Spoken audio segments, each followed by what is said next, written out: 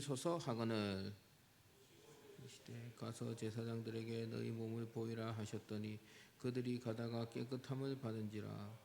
그 중에 한 사람이 자기가 낳은 것을 보고 큰 소리로 하나님께 영광을 돌리며 돌아와 하늘 엎드려 감사하니 그는 사마리아 사람이라. 예수께서 대답하여 이르시되 10 사람이 다 깨끗함을 받지 아니하였느냐? 그 9은 어디 있느냐? 이방에는 하나님께 영광을 돌리러 돌아온 자가 없느냐 하시고. 같이 읽습니다. 그에게 이르시되 일어나 가라, 내 믿음이 너를 구원하였느니라 하시더라. 아멘. 자, 여러분들 한 주 동안 잘 지내셨습니까? 여러분 좀 몸이 찌뿌둥하고 좀 피곤하시고 잠도 오시고 그럴 것 같은데 여러분 좀 스트레칭을 좀 합시다. 지난주에 여러분들 너무 피곤하셨던 것 같아가지고 제가 좀 당황했어요. 주희 오랜만이네. 예? 현준이도 오랜만이네. 현준이 저녁 잘 지냈습니까? 좀 그게 잘 어떻게 좀 잘 회복되고 있습니까? 예, 그래요. 자, 어깨도 한번 돌리고 고개도 한번 돌리고 옆에 분들 좀 꼬집어 주시고 안마도 좀 해주시고 예. 좀 앉았다가 일어나셨다가 또 허리도 한번 돌려보시고 예, 그렇게 좀 하십시오. 자유롭게 평화롭게 가고 편안하게. 예. 안 좋을 자신 있습니까? 자신이 없는 것 같아. 안 좋을 자신 있습니까? 지민이 오랜만이네. 안 좋을 자신 있어요? 예? 이제 내가 이제 좀 강하게 해야 되겠어요. 이제 카리스마 있게 해야 되겠어요. 저도 이제 졸면은 그냥 바로 일어서세요. 딱 해야지. 예? 그렇게 합니다, 진짜. 예, 졸지 마세요. 예? 정신을 바짝 차려야 돼. 예. 그래요. 자, 오늘은 여러분들 아시다시피 맥주 감사 주일입니다. 맥주 감사절은 반년 동안 지켜주신 하나님 은혜에 감사하는 절기고 또 한국교회 전통입니다. 한국교회에서 전통을 지켰던 절기입니다. 그래서 이 절기가 성경에 있는 그 맥주절로 보기보다는 맥주절을 모티브로 한 것입니다. 출애굽기 23장 16절 말씀에 보면은 한번 띄워주실래요? 출애굽기 23장 16절 말씀 같이 한번 읽어보겠습니다. 맥추절을 지키라. 이는 내가 수고하여 밭에 뿌린 것의 첫 열매를 거둠이니라. 여기까지만 있습니다. 예, 맥추절을 지키라. 이는 너가 수고하여 밭에 뿌린 것의 첫 열매를 거둠이다. 라고 이제 맥추절을 말씀하고 있습니다. 우리나라의 맥주 감사주일로 이 맥주절을 모티브로 한 것이라고 말씀드렸습니다. 맥주 감사주일은 작년 10월에 심었던 보리를 5월, 6월에 추수하여 7월 첫 주에 하나님께 감사를 올려드리는 절기였습니다. 그런데 지금은 농경 문화가 거의 다 사라졌죠. 지금은 농사를 거의 짓지 않습니다. 보리 농사도 거의 짓지 않는데 그렇지만 전반기를 1년의 절반을 지켜주시고 함께 해주시고 우리를 도와주신 하나님의 은혜에 대한 감사를 드리는 절기로 지키고 있는 것입니다. 오늘 본문 말씀을 제가 좀 요약을 해서 설명하자면 여러분 다 아시는 본문일 겁니다. 예수님께서 사마리아와 갈릴리를 지나가시다가 한 마을에 들어가셨습니다. 나병 환자가 10명이 있었습니다. 10명의 나병 환자가 예수님을 보고는 멀리서 소리를 질렀습니다. 예수 선생님이여, 우리를 불쌍히 여겨주세요. 그렇게 막 예수님, 우리를 불쌍히 여겨주세요. 그렇게 예수님에게 소리를 질렀습니다. 왜 예수님에게 소리 질렀겠습니까? 예수님이 병을 많이 고쳤거든요. 죽은 사람도 살리고 문둥병자도 고치시고 안진병이도 일으키시고 예수님이 기적을 많이 베푸셨단 말입니다. 그러니까 그 당시에 뭐 병원이 있습니까? 뭐가 있습니까? 특히 나병은요 지금도 못 고쳐. 지금도 여러 문둥병이죠. 문둥병 환자들 모여있는 나 환자촌, 옛날 좀 무식하면 문디촌 막 그렇게 불렀는데 그런 말 쓰면 안 되고요. 어쨌든 이 나병 환자 촌에 왜 모여서 살겠습니까? 못 고치니까. 이거는 지금도 불치병이라. 예, 나병은 무서운 병이죠. 그런데 이제 예수님은 그 병을 고칠 수가 있거든. 그러니까 예수님한테 소리 지르겠습니까? 안 지르겠습니까? 당연히 지르지. 당연히 지르죠. 14절에 가서 예수님께서 그 10명의 나병 환자들을 보시고는 딱 한마디 하셨습니다. 14절 말씀에 나오는데요. 가서 제사장에게 너희 몸을 보이라. 가서 제사장에게 너희 몸을 보이라. 그 말 한마디 하셨습니다. 기도해 주신 것도 아니고 안수해 주신 것도 아니고 아무것도 안 하고 가서 제사장한테 네 몸을 보여라. 10명의 문둥병자들은 그 예수님의 말씀 한마디 듣고 그대로 순종했습니다. 제사장들에게 그 말씀 듣고 순종하는 마음으로 제사장들에게 갔는데요. 제사장들에게 가기 전에 모두가 나병이 낫고 깨끗함을 받았다는 말씀입니다. 이 당시에 나병은 하나님의 저주를 받은 사람들이 걸린다고 생각했습니다. 나병이 걸리면 무조건 격리해야 했죠. 치료법도 없습니다.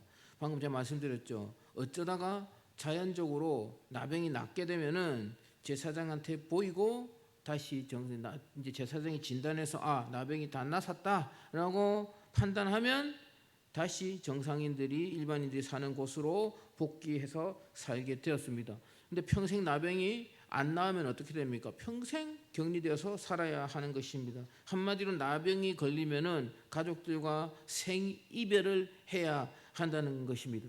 예, 우리 지혜가 자꾸 본영이 옆에 있다가 자꾸 떨어지는데, 본영이는 정상이야.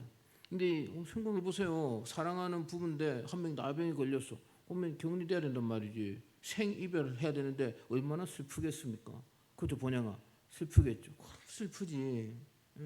있잖아요. 현대의학이 지금 엄청 발달했지 않습니까? 그래도 나병은 못 고친다고 말씀드렸습니다. 그래서 이 10명이 예수님에게 부탁을 했고 예수님의 말씀에 순종하였더니 나병이 나섰습니다. 그들의 마음이 어땠을까요?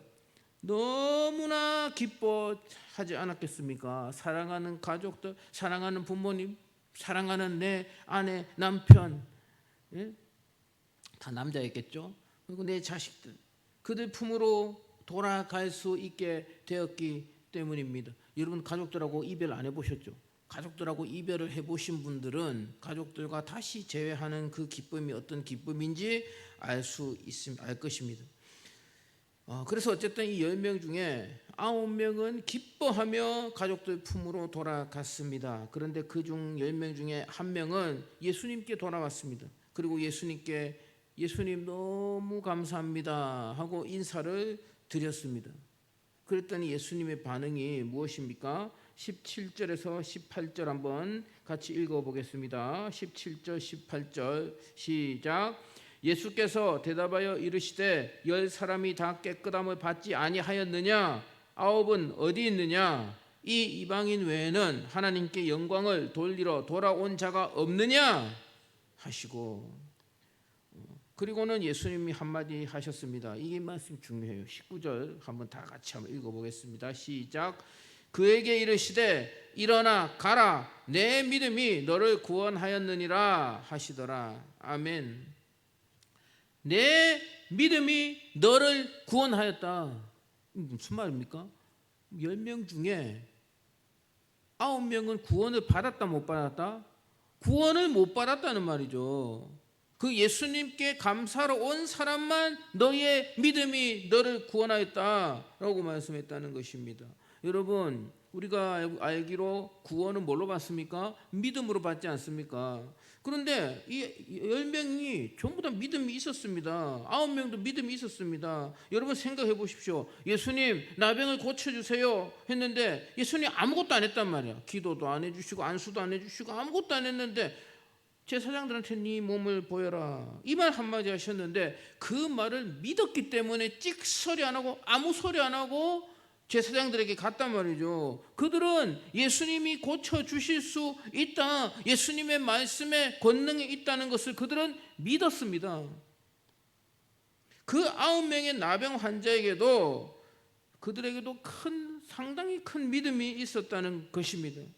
그런데 그들은 구원을 못 받았습니다. 예수님에게 감사로 돌아온 한 사람만 구원을 받았습니다. 진짜 구원받는 믿음은 감사할 수 있는 믿음이라는 것을 오늘 말씀하고 있다는 것입니다. 한번 따라해 봅시다. 진짜 구원받는 믿음은 다시 한번, 진짜 구원받는 믿음은 감사할 수 있는 믿음이다. 아멘. 여러분들이 정말 구원을 받은 사람이라면 하나님의 은혜에 감사하게 되어 있습니다. 감사할 수 있는 것입니다. 여러분들이 지금 예수님 믿는다고 앉아있지만 전혀 감사를 하지 못하고 내가 왜 감사해야 하는지 전혀 모르겠다면, 생각을 해봐도 모르겠다면 여러분도 구원을 다시 점검해 봐야 합니다. 우리가 하나님께 감사할 게 무엇인가 따져보면은 우리가 누리는 모든 것이 다 하나님으로부터 나오는 것입니다. 여러분, 신학에서는요, 신학 이론을 배울 때 하나님의 은혜를 일반 은혜와 특별 은혜로 나눕니다. 일반 은혜는 무엇이냐면요, 예수를 믿든지 안 믿든지 다 받아 누리는 게 있어요. 불신자들도 하나님께 받는 게 있다니까. 뭘 받습니까? 물, 공기, 햇빛. 예수 믿는 사람한테만 공기가 있습니까? 아니잖아. 예수 믿는 사람한테만 햇빛이 비칩니까? 아니거든. 불신자들에게도, 이건 악인에게도 다 비치는 겁니다. 전기, 흙, 물, 기타 등등 자연으로부터 공급받는 그 모든 것들, 그게 당연한 것이 아니라 그것도 은혜입니다. 그런데 그것을 일반 은혜라고 합니다. 왜? 일반적으로 다 받는 은혜라는 거죠. 그런데 그리고 여러분, 전반기까지 큰 사고 없이 혹시 사고를 당한 사람 있습니까? 사고를 당했더라도 큰 피해 없이 회복해 하시고 어쨌든 생명을 잃지 않고 지금까지 살아오게 하신 것, 돌봐주신 것 역시 하나님의 은혜입니다. 그리고 가장 큰 은혜는 무엇이냐? 바로 예수 그리스도로 말미암아 구원받은 은혜, 예수 믿고 구원받은 은혜, 그것을 바로 특별 은혜라고 한다는 것입니다. 하나님께서 예수님을 보내주셔서 십자가에서 나의 죄를 대신해서 죽게 하시고 나를 택정하여, 나를 선택하여 구원하신 은혜, 그것을 특별 은혜라고 하는 것입니다. 하나하나 따져보면 다 은혜이고 감사거리고, 여러분, 우리가 누리고 있는 것이 당연한 것이 하나도 없다는 것입니다. 믿으시면 아멘 하십시오. 아멘입니까? 아멘. 예, 그래요, 여러분. 믿는 것 다, 모든 것이 다 하나님의 은혜입니다. 그렇다면 우리가 감사를 해야 되는데, 하나님 은혜에 여러분 감사하지 않습니까? 지금 이 말을 듣고 여러분 잊어먹고 살았을 수도 있어. 망각하며 살았을 수도 있어요. 그런데 지금 이 말씀을 듣고 그렇구나, 고개가 끄덕끄덕 거려지고, 그렇지, 하나님의 은혜지, 내가 감사해야지, 그런 마음이 전혀 들지 않는다면 이거 구원을 진짜 받은 사람인지 아닌지 이거 좀 고민해 봐야 되는 겁니다. 근데 여러분도 아마 그런 사람 없으리라 봅니다. 이 말씀을 듣고는 그래, 맞아, 이 목사님 말씀이 맞아, 그래도 내가 감사해야지, 어렵고 힘들지만 그래도 감사해야 되겠다, 그런 마음이 여러분 든다면 그 사람은 구원받은 사람이라고 말할 수 있는 것입니다. 여러분, 감사해야 하는데 감사를 어떻게 해야 할까? 여러분, 감사는요, 말로만 하는 것이 아닙니다. 생각으로만 감사하는 것도 아닙니다. 여러분, 우리가 세상을 살아가면서 우리에게 정말 소중한 것들 있지 않습니까? 그 소중한 것들을, 나의 소중한 것들을 하나님께 드리는 것, 그것이 진정한 감사이라는 것입니다. 여러분, 오늘 설교 제목이 감사를 구체적으로 감사합시다, 구체적으로 감사합시다 라고 제가 제목을 정해봤는데, 이게 이 제목이, 내가 설교 제목을 어떻게 정해야 될까 기도하면서 고민하다가 옛날 생각이 나서 제가 옛날 생각을 좀 떠올렸는데, 지금 나이가 자꾸 들면은 자꾸 옛날 일이 자꾸 생각나. 예, 저도 얼마 들진 않았지만 나이가 들면은 그러지 않습니까? 나이 들면은 최근의 일은 자꾸 까먹고 오래전 일은 자꾸 생각난다고, 그런 얘기들이 있는데 하우링 조금만 줄여주시면 감사하겠습니다. 예, 제가 예전에 다른 교회에서 강도사로 시무할 때 그 교회에 어떤 장로님이 계셨어요. 그 장로님이 제가 그 교회를 부임한 지 얼마 안 됐을 때 이제 우리 교회 버스 운전사에서 버스 운전하시는 분이 장로님이 계셨는데 그 장로님이 원로 목사님 험담을 엄청나게 하더라고요. 원로 목사님에게 상처를 엄청 받으셨어요. 우리 교회 원로 목사님 말고 그 교회 원로 목사님 엄청 상처를 많이 받았더라고요. 그래서 그 원로 목사님 욕을 막 새로운 강도사 저에게 막 하는데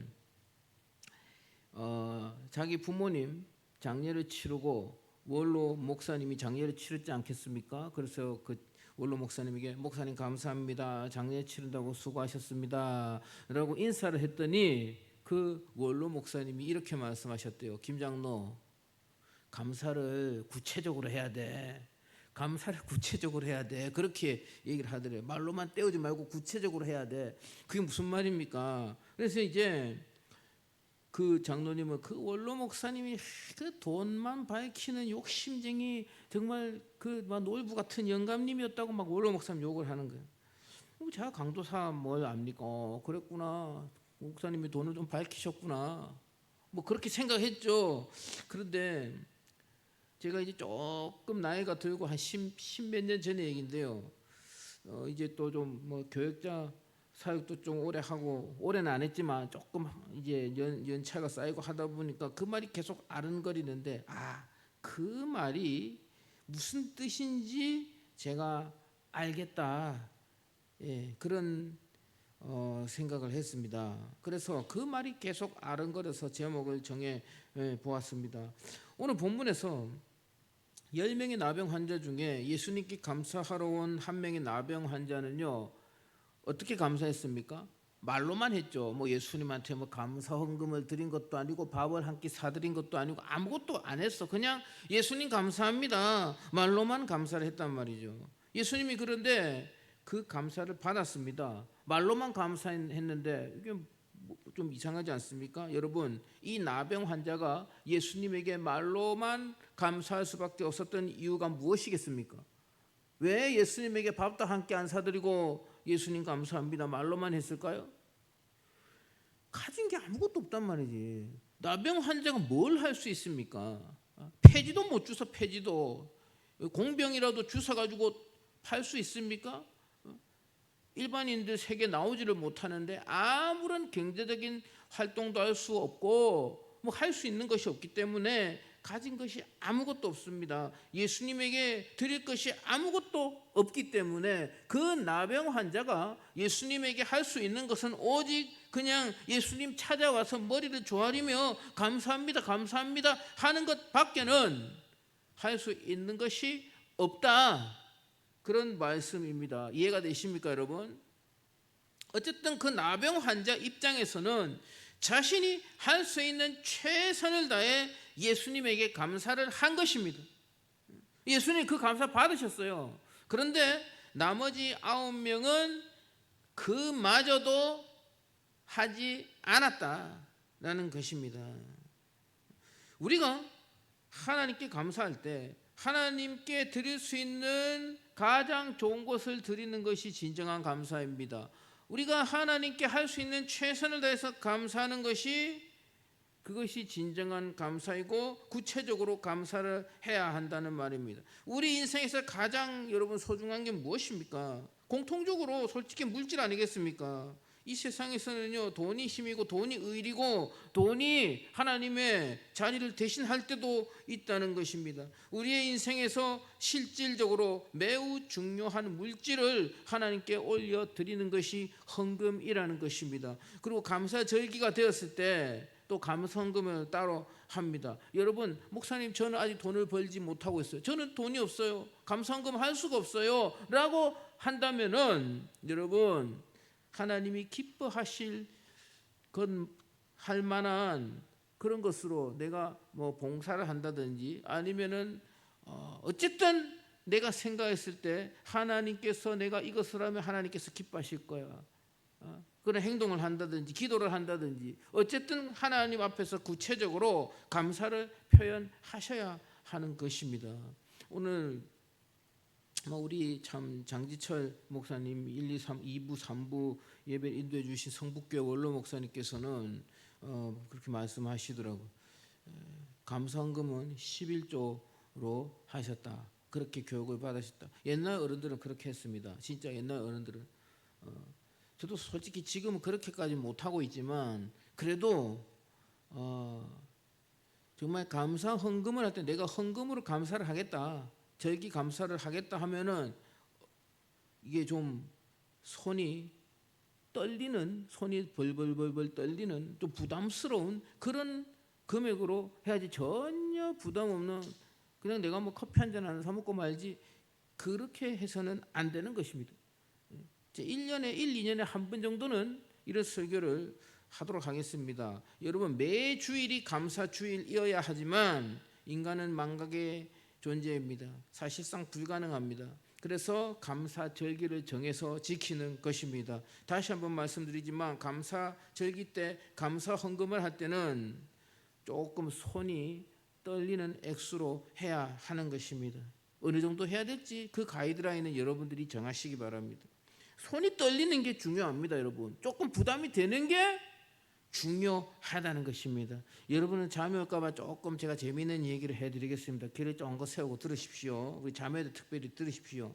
제가 신혼 때 결혼 1주년이 되었을 때 결혼 첫 기념일에 우리 사모가 저한테 이렇게 말을 했습니다. 여보, 앞으로 목사로 살아가려면 항상 경제적으로 빠듯할 텐데 인생에 딱 한 번만이라도 좋다, 딱 한 번만 명품 백을 한번 사주라, 그렇게 말했어요. 명품 백을 사달래.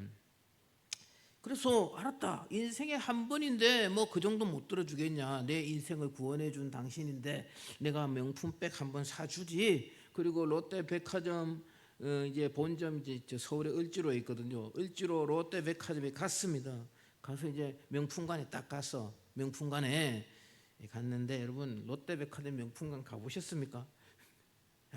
참 갔는데요, 뭐 샤넬도 있고 구찌도 있고 뭐 에르메스도 있고 너무 비싸. 이런 거 진짜 우리가 상상 이상으로 비싸더라고. 그런 것들은 뭐 굿도 루이비통은요 짝퉁이 많아. 루이비통은 막 시장에 8,000짜리도 막 루이비 LV 적혀 있고 그러거든. 그래서 루이비통은 좀 그렇고 뭐 샤넬, 구찌 너무 비싸더라는 거지. 막 가방 하나에 막 1,000만 원 넘어가고 그러니까. 그래서 이제 아무리 인생에 한 번이라도 이건 좀 무리다. 근데 이제 그 명품들보다 조금 떨어지는 명품이 뭐가 있습니까? 뭐 아나? 우리 지에 뭐가 있어요? 오늘 사달라 하세요. 예, 푸자로 시작하는 거, 프라다. 프라다가 백이 한 400만 원, 뭐 350만 원, 그 정도 하더라고. 그래, 뭐 평생 한 번인데, 근데 다행히도 주의 은혜로 우리 사모의 마음에 드는 백이 없더라는 것입니다. 그래서 안도의 한숨을 내쉬고 명품관을 벗어나서 그다음에 이제 명품 밑에 뭐가 있습니까? 준 명품이 있단 말이에요. 준 명품 아시겠습니까? 준 명품관에 딱 갔는데, 준 명품이라고 하면은 뭐 MCM이라든지 메트로시티 뭐 이런 게 있어. 메트로시티, 코치 정도? 그런 거 보니까. 근데 이제 MCM 그 여자 백이 98만 원. 예? 제가 300만 원, 400만 원짜리 보다가 98만 원 보니까 웃음이 씩 올라가더라고요. 평소 같으면 여러분 90만 원도 엄청난 돈이지. 400만 원짜리 보다가 90만 원짜리 보니까 웃음이 피식 났는데, 다행히도 우리 사모의 마음에 드는 백이 없더라는 것입니다. 너무 감사한 일이지. 그래서 롯데백화점을 나와서 결국은 파주 아울렛으로 갔습니다. 롯데 신세계 아울렛인데 거기 진짜 좀 많이 디스카운트 해주거든요. 2월 상품들 들어있는 건데, 90만 원짜리 토리버치 백을 40만 원에 결국은 샀던 적이 있습니다. 하나님 은혜로 감사하게도 40만 원짜리 백이 우리 사모 눈에 들어왔습니다. 모르겠어요. 나도 속을 모르겠어. 내 진짜 나를 시험해 본 건지 아니면은 진짜 마음에 드는 게 없어서 안 산 건지 내가 알 수는 없으나, 어쨌든 그런 위기를 극복했던 적이 있는데, 어쨌든 여러분 사랑하는 사람에게도 사랑을 표현할 때 이 손이 좀 덜덜덜덜 떨리는 것을 해준단 말이지. 예? 아시겠습니까? 사람한테도 떨리지. 손만 떨리나 심장이 떨리지. 콩팥이 떨리지. 그러나 해준다는 말입니다. 그런데 여러분 우리는 하나님에게 감사할 때 하나님을 너무나 홀대하고 있지는 않은지 우리는 자신을 살펴보아야 한다는 것입니다. 사랑하는 우리 대일교회 1청년, 2청년 여러분 말씀을 정리하도록 하겠습니다. 이 맥주 감사주일에 여러분 전반기 동안 하나님께서 지켜주시고 은혜 주신 것을 감사하시되 정말로 감사하다면 구체적으로 감사할 수 있기를 바랍니다. 물질로 감사를 하시든지 아니면 정말 물질이 없다면 다른 것으로 하나님 앞에 감사를 하시든지 그렇게 그런 정말 구체적으로 감사할 수 있는 그 믿음으로 하나님께 복을 받는 저와 여러분들의 인생이 되시기를 주님의 이름으로 간절히 축복합니다. 예, 기도하겠습니다. 사랑과 은혜와 자비가